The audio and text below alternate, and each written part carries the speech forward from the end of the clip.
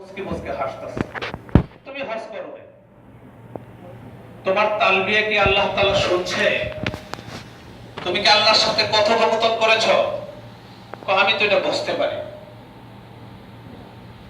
যেই লোক তালবিয়ার ভিতরে চোখের পানি আসে সে আল্লাহর সাথে কথা বলছে। সুবহানাল্লাহ।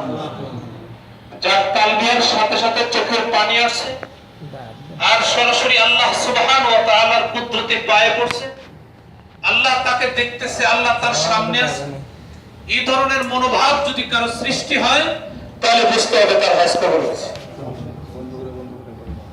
এজন্য সর্বপ্রথম আজকে আমাদের অনুষ্ঠানের প্রথম যে আমাদের পুঁজি, যে তালবিয়াটা আমরা তেলাওয়াত করব, সকলেই সুন্দর করে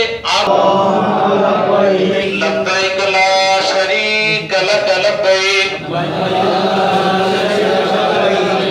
ইন্নাল হামদা ওয়ান নি'মাতা লাক ওয়াল মুলক লা শারীকা লাক। আরো সুন্দরভাবে একসাথে তালবিয়াটা যখন উচ্চারিত হবে তখন মনে মনে ভাববেন আমি বাইতুল্লাহর কাছে চলে আসছি। এমন আবেগ তৈরি করতে হবে যে আমি বাইতুল্লাহ, আমাকে 1 থেকে 1.5 মিনিটের মধ্যেই আমি বাইতুল্লাহর কাছে উপস্থিত হব। এমন আবেগ তৈরি করে সুন্দর কণ্ঠে একসাথে মুখস্থ করতে হবে। বলেন লব্বাইক আল্লাহুম্মা লব্বাইক লব্বাইক লা শারীকা লাক লব্বাইক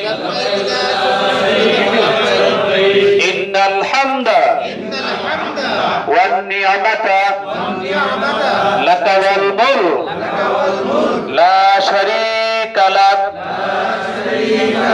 সত্যি বলেন তো কেমন লাগতেছে? তালবিয়াগুলো সুন্দর লাগতেছে, এইভাবে করতে হবে। লব্বাইক আল্লাহুম্মা লব্বাইক লব্বাইক লা শারীকা লাক লব্বাইক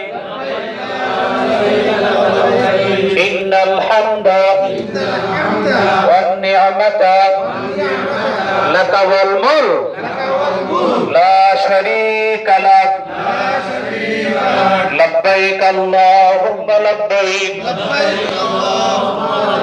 লব্বাইক লা শারীকা লাক লব্বাইক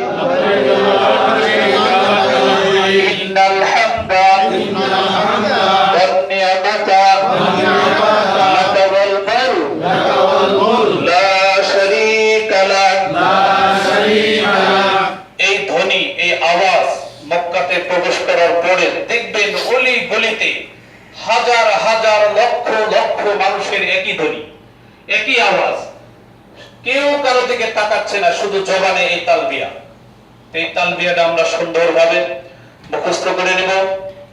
যত বেশি পড়ব আমার হজের তত বেশি আমার পুঁজি এবং নেকি হবে। তো আজকে আমাকে যে দায়িত্ব দিয়েছেন চেয়ারম্যান সাহেব, আসলে আমি এত কিছু না। আমাদের কিছুক্ষণ আগে আমাদের মাওলানা আশরাফ সাহেব অত্যন্ত গুরুত্বপূর্ণ সংক্ষেপে যে আলোচনাগুলো করেছেন, খুবই সুন্দর, খুবই চমৎকার আলোচনা করেছেন।